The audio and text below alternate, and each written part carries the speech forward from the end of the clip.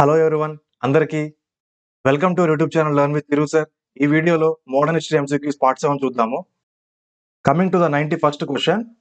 Dominion status concept is dead as a door nail was said by Jawaharlal Nehru during August revolution, civil disobedience movement, cabinet mission, August offer.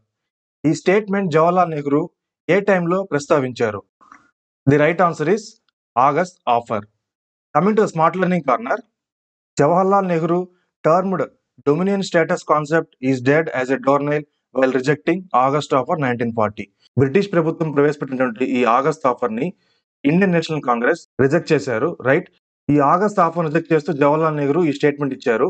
Dominion status concept is dead as a doornail. ఈ August offer ని 1940లో British officials Indians ముందుకు తీసుకొచ్చారు. Right, ఈ August offer గురించి కూడా చూద్దాము. The August offer was proposed by Lord Linlithgow on 8th August 1940 from Shimla to secure the cooperation of Indians in World War II.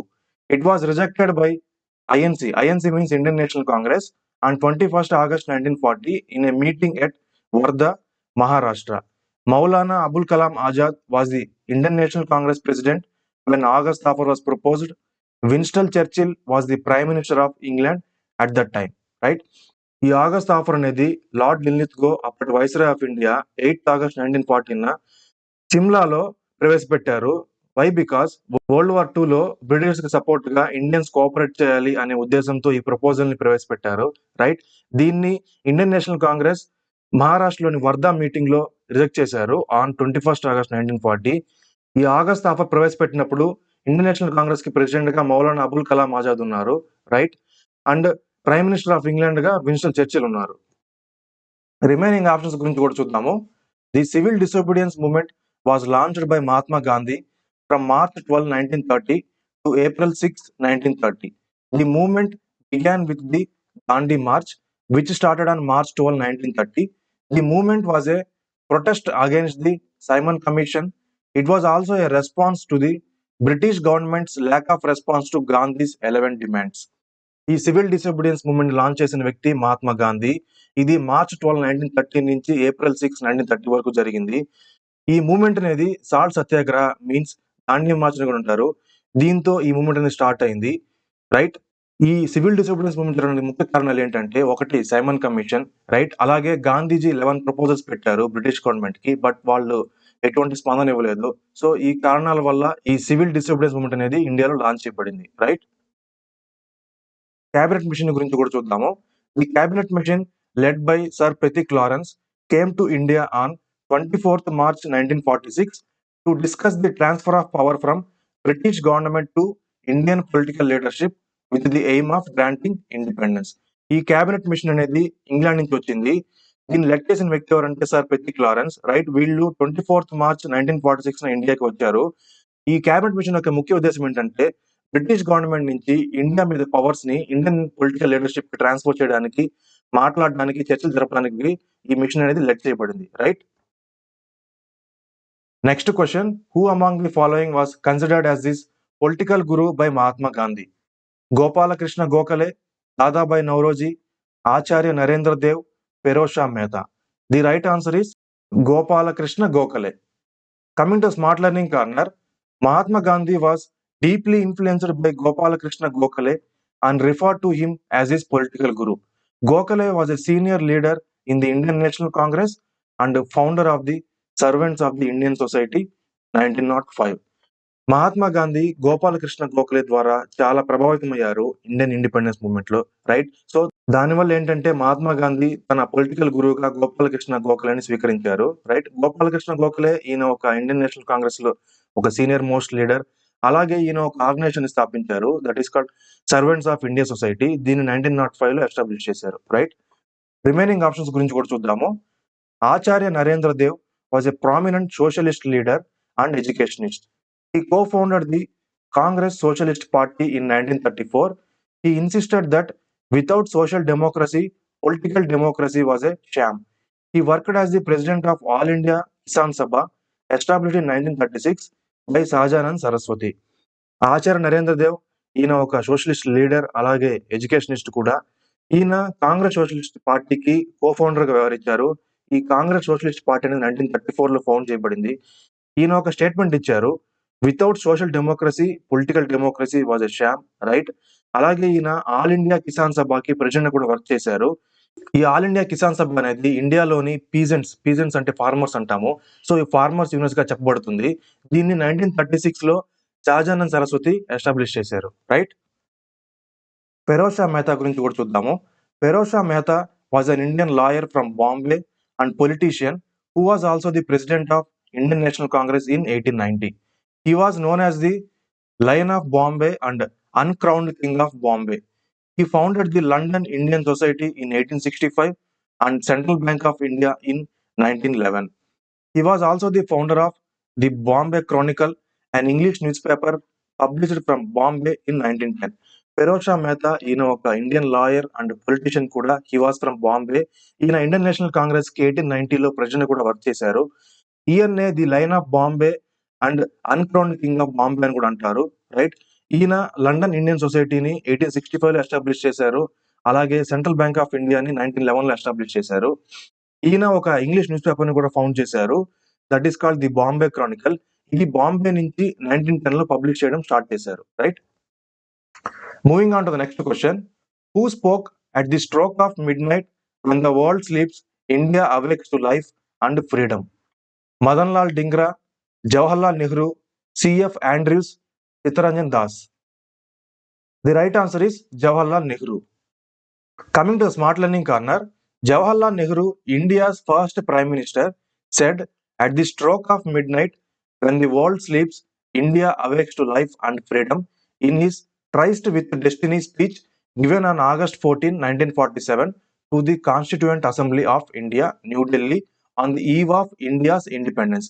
Jawaharlal Nehru, he was the India's first Prime Minister, right? ఈయన Britishers August 14, 1947 mid night న మనకు independence ప్రకటించారు. So ఆ టైంలో constituent assembly of ఇండియాలో ఇతను ఇచ్చిన speech పేరు ఏంటంటే ట్రైస్ట్ విత్ డెస్టినీ. ఈ స్పీచ్ లో ఏంటంటే ఈ స్టేట్మెంట్ యూజ్ చేశారు. ఈ స్టేట్మెంట్ ఏంటంటే, at the stroke of midnight when the world sleeps, India awakes to life and freedom. Remaining options గురించి కూడా చూద్దాము. Charles Freer Andrews, also known as CF Andrews, was an Anglican priest, missionary, educator, social reformer and activist for Indian independence. He was a close friend of Mahatma Gandhi and Rabindranath Tagore. He was affectionately called Christ's faithful apostle by Gandhi.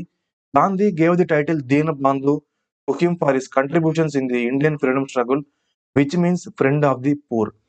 Charles Freer Andrews, ఈయన CF Andrews అంటారు. ఈయన ఒక Anglican priest, missionary, educator and social reformer and Indian independence కార్యకర్త కూడా. Right? ఈయన మహాత్మా గాంధీకి, Rabindranath Tagore close friend. Gandhi ఈయనకి 2 titles ఇచ్చారు. One is Christ faithful apostle, అలాగే దీనబంధు అనే టైటిల్ కూడా గాంధీ ఇచ్చారు ఈయనకి for his contributions in Indian freedom struggle. ఈ Deenabandhu means friend of the poor. Right? Chittaranjan Das గురించి కూడా చూద్దాము. Chittaranjan Das was given the title Desh Bandhu. He was also the political guru of Indian freedom fighter Netaji Subhash Chandra Bose. దాస్ని Deshbandhu అని కూడా పిలుస్తారు. Right? ఈయన సుభాష్ చంద్రబోస్ కి political Guru. Right? Next question. Which governor general of India introduced Indian civil services? ఇండియాలో Indian civil services introduce చేసినటువంటి governor general of India ఎవరు? Lord Metcalfe, George బార్లో, lord Wellesley, lord Cornwallis. The right answer is lord Cornwallis. Coming to smart learning corner, Lord Cornwallis, the Governor General of Bengal from 1786 to 1793, introduced the civil services to India. Hence, he is known as the father of Indian civil services in India. Lord Cornwallis, he was the Governor General of Bengal from 1786 to 1793. Right? ఈయన ఒక governor general period లోనే ఇండియాలో civil services establish చేశారు. That's why ఈయన ఏమంటారంటే father of Indian civil services in India అంటారు. Remaining options గురించి కూడా చూద్దాము. Lord Metcalfe served as the Governor General of India from 1835 to 1836. He was called as Liberator of Indian Press as he introduced the Press Act of 1835. According to this act, the printer or publisher was required to furnish address on the printing and licensing is not essential. This resulted in rapid increase of newspapers in India till 1856. He established the Calcutta Public Library in 1836. Lord Metcalfe ఈయన governor general of ఇండియాగా 1835 నుంచి 1836 వరకు work చేశారు. Right. ఈయన్ని liberator of Indian press అంటారు. Because ఈయన ఒక act pass చేశారు, that is called press act of 1835. ఈ యాక్ట్ ద్వారా ఏంటంటే ప్రింటర్ గానీ పబ్లిషర్ గానీ వాళ్ళు పబ్లిష్ చేసినటువంటి ఒక బుక్ గానీ న్యూస్ పేపర్ గానీ మ్యాగజైన్ గానీ వాటి మీద ఆ ప్రింటర్ అలాగే పబ్లిషర్ యొక్క అడ్రస్ అనేది మెన్షన్ చేయాలని చెప్పారు. అండ్ లైసెన్సింగ్ అనేది ఎసెన్షియల్ కాదు అని చెప్పారు. సో దీనివల్ల ఏంటంటే ఇండియాలో చాలా న్యూస్ పేపర్స్ అనేది పుట్టుకొచ్చాయి టిల్ 1856 వరకు. రైట్. ఈయన కలకత్తా పబ్లిక్ లైబ్రరీని 1836 లో ఎస్టాబ్లిష్ చేశారు. సర్ జార్జ్ బార్లో గురించి కూడా చూద్దాము. సర్ జార్జ్ బార్లో was the governor general of Bengal from 1805 to 1807.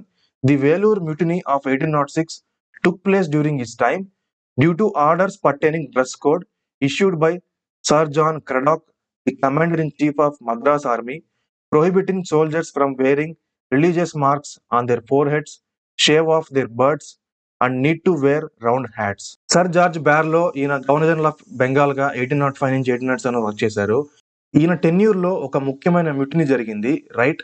ఇదే వేలూరు మ్యూటినీ ఆఫ్ 1806. ఈ మ్యూటినీ యొక్క మెయిన్ రీజన్ ఏంటంటే అప్పటి commander in chief of Madras ఆర్మీగా ఉన్నటువంటి సర్ జాన్ క్రెడాక్ ఏంటంటే మద్రాస్ ఆర్మీలో ఉన్న సోల్జర్స్ కి ఏంటంటే డ్రెస్ కోడ్ ఇన్స్ట్రక్షన్ అనేది పాస్ చేశారు. ఈ ఇన్స్ట్రక్షన్స్ ఏంటంటే సోల్జర్స్ ఏంటంటే వాళ్ళు రిలీజియస్ మార్క్స్ పెట్టుకోకూడదు అని ఫోర్. రిలీజియస్ మార్క్స్ మీన్స్ ఏంటంటే మనం కుంకం కానీ గంధము అలాగే విభూది కానీ పెట్టుకుంటాం కదా నుదుటి మీద హిందూస్. రైట్. సో ఇవి పెట్టుకోకూడదు అని చెప్పారు. అలాగే బియర్డ్స్ మీన్స్ గడ్డం గాలి అలాగే మస్టాచ్ మీసాలు కానీ ఇవేం పెట్టుకోకూడదు, వీటిని ట్రిమ్ చేయాలని చెప్పారు. అలాగే రౌండ్ హ్యాట్స్ అనేది వేర్ చేయాలని చెప్పారు అనమాట. వీళ్ళు పెట్టినటువంటి డ్రెస్ కోడ్ మీద అజిటేషన్ గా ఏంటంటే మద్రాస్ ఆర్మీ సోల్జర్స్ ఏంటంటే ఈ మ్యూటినీ అనేది చేశారనమాట. రైట్. దీన్నే వేలూరు మ్యూటినీ ఆఫ్ 1806 అంటారు. Next question, who was the only viceroy assassinated in India? ఇండియాలో అసాసినేట్ మీన్స్ మర్డర్ చేయబడినటువంటి ఓన్లీ వైస్రాయ్ ఎవరు? Lord Amherst, lord Hastings, lord Mayo, lord Warren Hastings. The right answer is lord Mayo. Coming to smart learning corner, lord Mayo was the only viceroy of India assassinated in India by Sher Ali Afridi, an Indian soldier and freedom fighter, on 8th February 1872 at a jail in Port Blair, Andaman and Nicobar Islands. ఇండియాలో murder చేయబడినటువంటి only viceroy ఎవరంటే lord Mayo. Right. ఈయన్ని 8th February 1872లో పోర్ట్ బ్లేర్ లోని Hope Town జైల్లో షేర్ అలీ అఫ్రిడి అనే ఒక Indian soldier అలాగే ఫ్రీడమ్ ఫైటర్ కూడా ఈయన మర్డర్ చేశారు. రైట్. ఈ పోర్ట్ బ్లేర్ అనేది capital city of Andaman and Nicobar islands. Remaining options గురించి కూడా చూద్దాము. Lord Amherst was the governor general of Bengal from 1823 to 1828. His tenure was famous for first Anglo Burmese war and Barrackpore mutiny. Lord Amherst ఈయన governor general of Bengal గా 1823 నుంచి 1828 వరకు work చేశారు. ఈయన టెన్యూర్లో జరిగినటువంటి మోస్ట్ ఇంపార్టెంట్ ఈవెంట్స్ ఏంటంటే ఫస్ట్ ఆంగ్లో బర్మీస్ వార్ అలాగే బ్యారక్పూర్ mutiny. Right. Lord Hastings గురించి కూడా చూద్దాము. Lord Hastings was the governor general of Bengal from 1813 to 1823. His tenure is known for his policy of పారామౌంటసీ, Gurkha war, దీన్ని ఆంగ్లో నేపాలిస్ వార్ అంటారు, and the third Anglo Maratha war happened. He created Bombay presidency in 1818. Raitwari system and Mahalwari system of land revenue were introduced during his period. Lord Hastings ఈయన governor general of Bengal గా 1813 నుంచి 1823 వరకు work చేశారు. ఈయన టెన్యూర్లో జరిగినటువంటి events గురించి కూడా చూద్దాము. పాలసీ ఆఫ్ పారామౌంటసీ మెయింటైన్ చేశారు ఈయన. అలాగే Gurkha war means Anglo Nepalese war అంటారు, and third Anglo Maratha war, ఇవి కూడా ఈయన పీరియడ్ లో జరిగింది. ఈయన పీరియడ్ లో బాంబే ప్రెసిడెన్సీని ఏర్పాటు చేశారు. ప్రెసిడెన్సీ మీన్స్ ఏంటంటే బ్రిటిషర్స్ ఏంటంటే ఇండియాలో అడ్మినిస్ట్రేటివ్ పర్పస్ కోసం అనేది ప్రెసిడెన్సీస్ గా డివైడ్ చేసుకున్నారు ఇండియా ఒక రీజన్స్ ని. రైట్. సో ఈయన పీరియడ్ లోనే ఈ బాంబే ప్రెసిడెన్సీ అనేది 1880లో క్రియేట్ చేయబడింది. అలాగే రైత్వారీ సిస్టమ్ అండ్ మాల్వారీ సిస్టమ్, ఈ రెండు అనేవి land revenue systems means tax collection systems అనమాట. ఇవి కూడా ఈయన పీరియడ్ లోనే ఇంట్రొడ్యూస్ చేయబడింది. ఈ రైత్వారీ సిస్టమ్ ఇంట్రొడ్యూస్ చేసిన వ్యక్తి ఎవరంటే థామస్ మున్రో, ఇది 1820లో ఇంట్రొడ్యూస్ చేశారు. మాల్వారీ సిస్టమ్ ఇంట్రొడ్యూస్ చేసిన వ్యక్తి ఎవరంటే Holt Mackenzie in 1822. Right. Lord Warren Hastings వేరు, లార్డ్ హ్యాస్టింగ్స్ వేరు. రైట్. సో వీళ్ళిద్దరు different individuals. Lord Warren Hastings was the governor of Bengal from 1772. After passing regulating act 1773, he became the governor general of Bengal. Supreme Court of Calcutta was established by this act. He was the only governor general impeached by the British Parliament due to misconduct and corruption. Lord Warren Hastings ఈయన governor of Bengal గా 1772 నుంచి work చేశారు, right. ఈయన period లోనే regulating act 1773 అనే ఒక act అనేది pass చేయబడింది. ఈ యాక్ట్ ద్వారా ఏంటంటే గవర్నర్ ఆఫ్ బెంగాల్ అనే డెసిగ్నేషన్ ని గవర్నర్ జనరల్ ఆఫ్ బెంగాల్ గా డెసిగ్నేట్ చేశారు, రైట్. అలాగే సుప్రీం కోర్ట్ అనేది కలకత్తాలో ఎస్టాబ్లిష్ చేశారు. He was the only governor general British parliament చేత నేరారోపణ ఎదుర్కొన్న వంటి గవర్నర్ జనరల్ ఎవరంటే lord Warren Hastings, right, due to his misconduct and corruption. Next question చూద్దాం. Which one of the following party was founded by Subhash Chandra Bose? Azad Hind Fauj, Abhinav Bharat society, forward bloc, theosophical society. The right option is forward bloc. Coming to the smart learning corner, Subhash Chandra Bose founded the All India Forward Bloc on May 3rd, 1939. Subhash Chandra Bose ఐఎన్సీకి president గా work చేశారు, right. 1939 లో మహాత్మా గాంధీకి సుభాష్ చంద్రబోస్ కి ideological differences రావడం వల్ల ఏంటంటే Subhash Chandrabose Indian National Congress కి రిజైన్ చేశారు. రిజైన్ చేసి ఈయన సొంతంగా ఆల్ ఇండియా ఫార్వర్డ్ బ్లాక్ అనే ఒక పొలిటికల్ పార్టీని ఎస్టాబ్లిష్ చేసుకున్నారు. రిమైనింగ్ ఆప్షన్స్ గురించి కూడా చూద్దాము. The Abhinav Bharat society was a secret society founded in 1904 by Vinayak Damodar Savarkar and his brother Ganesh Damodar Savarkar during India's independence struggle. The society was also known as Mitra Mela. ఈ Abhinav Bharat society అనేది it was secret society founded by Savarkar brothers. ఎవరంటే Vinayak Damodar Savarkar and his brother Ganesh Damodar Savarkar, right. ఇది Indian independence movement లో ఈ society అనేది establish చేయబడింది in the year 1904, right. ఈ అభినవ్ భారత్ సొసైటీనే మిత్రా మేళా అని పిలుస్తారు. ఆజాద్ హిందూ ఫౌజ్ గురించి కూడా చూద్దాము. The Azad Hind Fauj, also known as the Indian national army INA, was an armed force formed in 1942 by captain Mohan Singh and Ras Behari Bose during World War II, but was disbanded due to the differences that had emerged between the Mohan Singh and the Japanese. It was revived by Netaji Subhash Chandra Bose on October 21, 1943. Its goal was to secure India's independence from the British. ఈ ఆజాద్ హిందూ ఫౌజ్ దీన్ని Indian national army అంటారు. దీన్ని మొట్టమొదటిగా 1940లో captain Mohan Singh and Ras Behari Bose వీళ్ళిద్దరు కలిసి దీన్ని found చేశారు during World War II, right. ఇది ఏంటంటే అంత సక్సెస్ఫుల్ కాలేదు.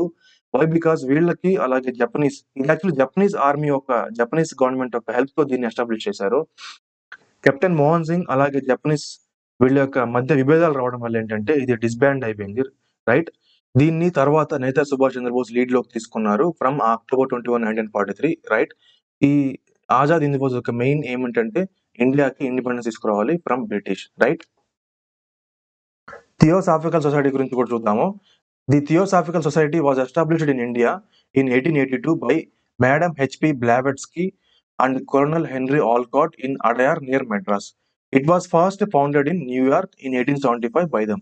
ఈ థియోసాఫికల్ సొసైటీ అనేది ఫస్ట్ ఆఫ్ ఆల్ న్యూయార్క్ లో ఫౌండ్ చేయబడింది in the year 1875 by HP Blavatsky and Colonel Henry Olcott, right. So అక్కడ ఎస్టాబ్లిష్ చేసిన తర్వాత ఇండియాలో అడయార్లో ఈ థియోసాఫికల్ సొసైటీని ఎస్టాబ్లిష్ చేశారు in the year 1882 by the same founders, right. Coming to the next question, the Sharada act is related to child marriage, religious law, education grant, widow welfare. The right answer is child marriage. Coming to the smart learning corner, the Sharda Act, also known as the Child Marriage Restraint Act, is an Indian law that prohibits child marriage. The act was passed in 1929 during the Viceroyalty of Lord Irwin and sets the minimum age of marriage for women at 18 years and men at 21 years. This act was named after Harbilas Sarda, an Indian judge and politician who proposed the Sarda Bill in 1928 to 1929 to prevent child marriages. ఈ Sharada act ని child marriage restraint act అని అంటారు, right. ఈ act 1929 లో pass చేశారు during lord Irwin వైస్రాయ్గా ఉన్నప్పుడు ఈ act ని పాస్ చేశారు. ఈ యాక్ట్ ద్వారా ఏంటంటే మ్యారేజ్ యొక్క ఏజ్ అనేది ఉమెన్ కి అలాగే మెన్ కి సెట్ చేయబడింది అనమాట. ఉమెన్ కి 18 years అలాగే మెన్ కి 21 years. ఈ యాక్ట్ ని ప్రపోజ్ చేసిన వ్యక్తి ఎవరంటే హర్బిలాస్ శారదా, రైట్. ఈయన ఒక ఇండియన్ జడ్జ్ అండ్ పొలిటీషియన్ కూడా. ఈయన శారదా బిల్ ని ప్రవేశపెట్టారు 1928 to 1929, రైట్. ఈ బిల్ ని ప్రవేశపెట్టినట్టు గాను ఈ యొక్క బిల్ ని ఆయన పేరుతో సత్కరించారు, means Sharada act, right. Education grant గురించి కూడా చూద్దాము. The charter act of 1813 was the first British government grant towards education in India. The act allocated an annual sum of 1 lakh rupees for the education of the Indian populace. ఇండియాలో మొట్టమొదటిసారిగా Britishers education మీద focus చేసింది ఏ act తర్వాత అంటే charter act of 1813, right. ఈ act ద్వారా ఏంటంటే British government ఏంటంటే ఇండియన్ పీపుల్కి ఎడ్యుకేషన్లో ప్రతి ఇయర్ 1 lakh రూపీస్ అనేది ఖర్చు చేయాలని చెప్పని ఈ యాక్ట్ ద్వారా ప్రపోజ్ చేశారు. నెక్స్ట్ క్వశ్చన్ చూద్దాం. General Dyer who was responsible for Jallianwala Bagh massacre was shot dead by Jatin Das, Udham Singh, Bhagat Singh, Madan Lal Dhingra. The right answer is Udham Singh. Coming to smart learning corner. On March 13, 1940, Uddam Singh, an Indian revolutionary belonging to Brother Party and HRSA, shot General Michael O. Dyer at Caxton Hall, London, who ordered the Jallianwala Bagh massacre. General Michael O'Dwyer ని చంపిన వ్యక్తి ఎవరంటే Udham Singh, right. ఈయన March 13, 1940 London లోని Caxton హాల్లో general Michael O'Dwyer ఒక meeting attend అవుతారు. ఈ మీటింగ్ ఏంటంటే ఉద్దమ్ సింగ్ ఎవరంటే he was an Indian revolutionary. ఈయన గదర్ పార్టీ అలాగే HSRA means Hindustan socialist republic association, ఈ 2 పార్టీస్ మెంబర్ గా వర్క్ చేశారు, రైట్. ఆ మీటింగ్ లో ఏంటంటే ఈయన జనరల్ మైకల్ ఓ డయర్ ని షూట్ చేశారు, right. Why? Because general Michael O'Dwyer was responsible for the Jallianwala Bagh massacre. ఈ జలియన్వాలా బాగ్ మసాకర్ గురించి కూడా చూద్దాము. The Jallianwala Bagh incident is also known as the massacre of Amritsar. The incident took place on April 13, 1919 on Baisakhi Day. A peaceful crowd of over 10,000 people was gathered in Amritsar on 13th April 1919 in Jallianwala Bagh to protest the arrest of their popular leaders Dr. Saifuddin Kichlu and Dr. Satyapal for leading protests against Rowlatt Act in Punjab. General Michael O. Dyer, the then Lieutenant Governor of Punjab, had deputed Brigadier General Reginald Dyer to restore law and order in Punjab province. Dyer and his soldiers arrived and sealed off the exit. Without warning, the troops opened fire on the crowd until they ran out of the ammunition. According to British government reports, 379 people were killed and 1,200 were injured in the Jallianwala Bagh massacre. ఈ Jallianwala Bagh incident ని మాసాకర్ of Amritsar అని కూడా అంటారు, right. ఈ incident April 13, 1919 Baisakhi day. Baisakhi means Punjab people కి festival, right. Baisakhi అనేది actually వాళ్ళకి sick new year అని కూడా చెప్పొచ్చు. ఇది April 13, 1919 చోటు చేసుకుంది. దీనికి రీజన్ ఏంటంటే యాక్చువల్లీ బ్రిటిష్ గవర్నమెంట్ రోలత్ యాక్ట్ ని ప్రవేశపెట్టింది, రైట్. ఈ రోలత్ యాక్ట్ అగైనెస్ట్ గా పంజాబ్ లో ప్రొటెస్ట్ చేసినటువంటి డాక్టర్ సైఫుద్దీన్ కిచ్లు అలాగే డాక్టర్ సత్యపాల్ వీళ్ళిద్దరిని అరెస్ట్ చేశారు, రైట్. వీళ్ళిద్దరు ఒక అరెస్ట్ గాను అక్కడ పంజాబ్ లో 10,000 పీపుల్ దాకా వీళ్ళు ఏంటంటే జలియన్వాలా బాగ్ అనేది just like garden actually near to golden temple. అక్కడ ఏంటంటే వీళ్ళందరూ అసెంబుల్ అయ్యారు వాళ్ళ లీడర్స్ అరెస్ట్ చేసినందుకు ప్రొటెస్ట్ చేయడానికి, రైట్. ఆ టైంలో పంజాబ్ కి లెఫ్టినెంట్ గవర్నర్ గా జనరల్ మైకల్ ఓ డయర్ ఉన్నారు. ఈయన ఏంటంటే ఈ లా అండ్ ఆర్డర్ రీస్టోర్ చేయమని చెప్పి బ్రిగేడియర్ జనరల్ రెజినల్ డయర్ కి ఆర్డర్స్ పాస్ చేశారు, రైట్. జనరల్ మైకల్ ఓ డయర్ వేరు, రెజినల్ డయర్ వేరు, రైట్. జనరల్ మైకల్ ఓ డయర్ అనేది lieutenant governor of Punjab, right. అలాగే బ్రిగేడియర్ జనరల్ రెజినల్ డయర్ ఈయన కమాండర్, రైట్. పంజాబ్ ప్రావిన్స్ కి కమాండర్. సో రెజినల్ డయర్ అలాగే soldiers తీసుకొని ఏంటంటే ఆ జలియన్వాలా బాగ్ కి చేరుకుంటారు.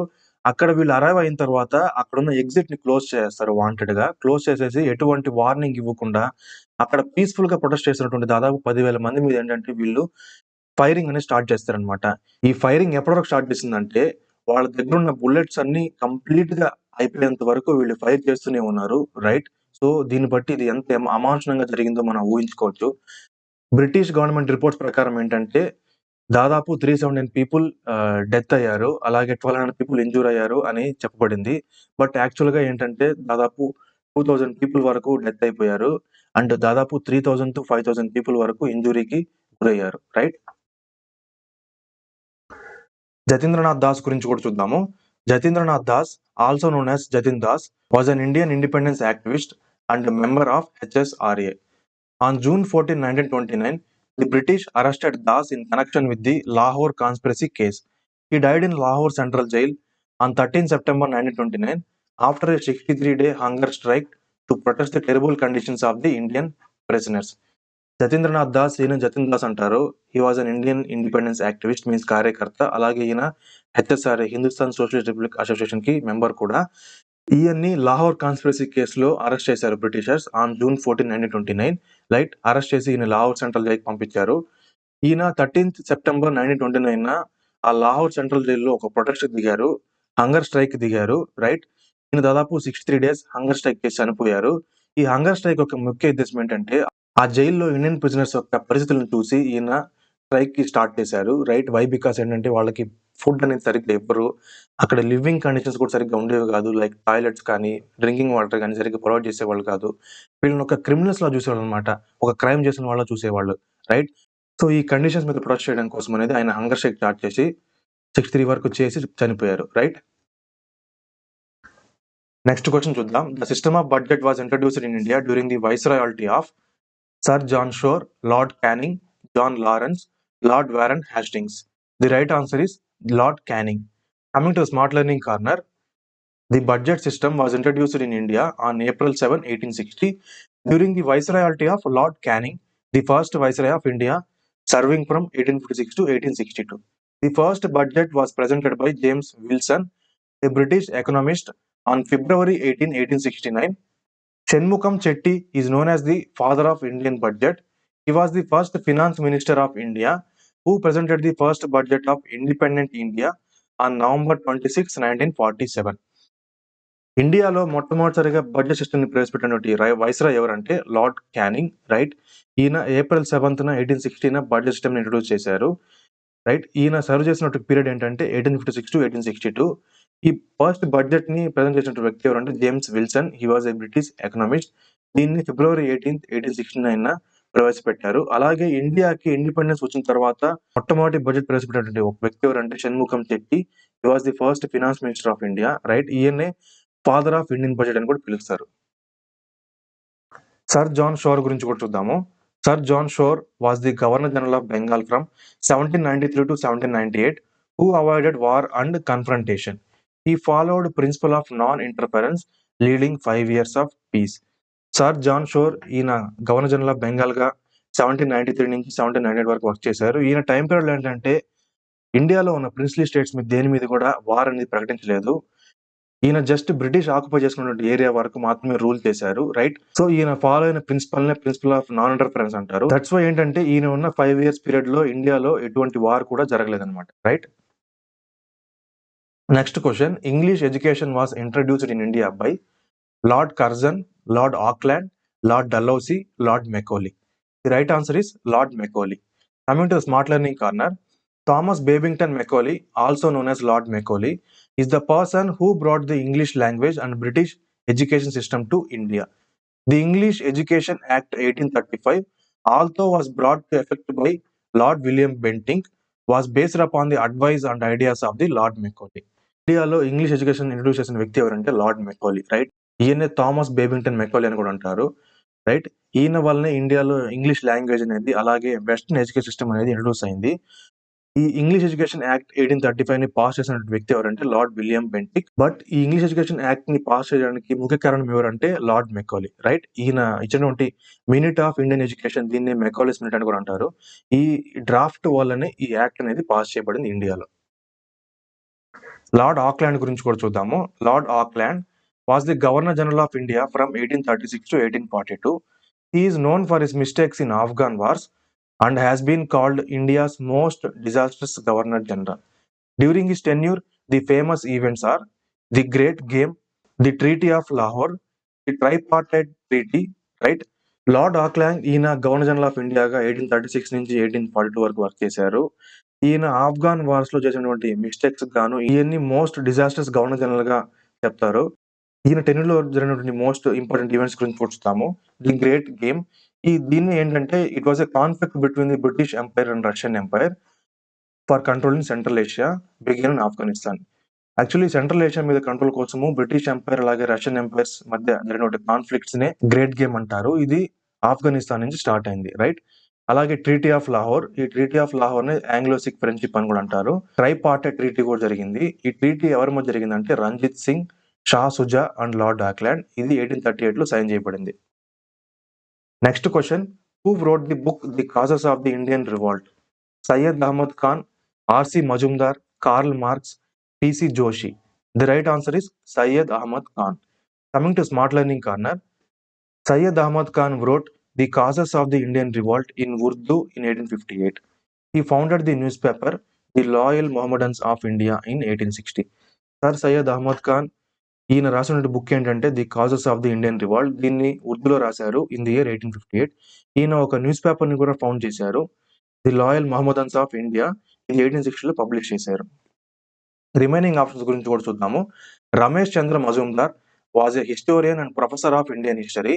His books include ancient India, the history and culture of the Indian people, the Vakataka Gupta age, Bharata Brihat చరిత్ర. రమేష్ చంద్ర మజుందార్ ఈయన ఒక చరిత్రకారుడు, అలాగే ఇండియన్ హిస్టరీ యొక్క ప్రొఫెసర్ కూడా. ఈయన రాసినటువంటి ఫేమస్ బుక్స్ గురించి కూడా చూద్దాము. Ancient India, the history and culture of the Indian people, the Vakataka Gupta age, Bharata Brihat Charitram. Right, ఈ ఫేమస్ బుక్స్ రాసిన వ్యక్తి ఎవరంటే ఆర్సి మజుందార్. కార్ల్ మార్క్స్ గురించి కూడా చూద్దాము. Karl Marx was an German philosopher and economist who wrote famous books Das Kapital and the Communist Manifesto. He is known as the father of communism. Karl Marx ఈయన ఒక German philosopher and economist కూడా. ఈయన 2 famous books రాశారు. One is Das capital and the other is the communist manifesto. Right, ఈయన communism ideas లో పెట్టినటువంటి efforts గాను ఈయన్ని ఫాదర్ ఆఫ్ కమ్యూనిజం అని కూడా అంటారు. పిసి జోషి గురించి కూడా చూద్దాము. Puran Chand Joshi was the general secretary of communist party of India from 1935 to 1947. In 1952, he moved a resolution that was first passed by the Communist Party of India related to the demand of the state of Uttarakhand to the government of India. PC Joshi ఈయన్ని Pooran Chand Joshi అని కూడా అంటారు. ఈయన communist party of ఇండియాకి 1935 నుంచి 1947 వరకు general సెక్రటరీగా work చేశారు. రైట్, ఈయన మూవ్ చేసినటువంటి ఒక మెయిన్ రెజల్యూషన్ ఏంటంటే 1952లో ఉత్తరప్రదేశ్ నుంచి ఉత్తరాఖండ్ సపరేట్ స్టేట్ గా కావాలి అనే ఒక రెజల్యూషన్ ని మొట్టమొదటిసారిగా కమ్యూనిస్ట్ పార్టీ ఆఫ్ ఇండియా ఈయన ద్వారా గవర్నమెంట్ ఆఫ్ ఇండియాకి ప్రపోజ్ చేసింది. రైట్, నెక్స్ట్ క్వశ్చన్ చూద్దాం. Who amongst the following leaders of 1857 was the first to lay down his or her life. 1857లో మొట్టమొదటిసారిగా వీరమరణం పొందినటువంటి లీడర్ ఎవరు?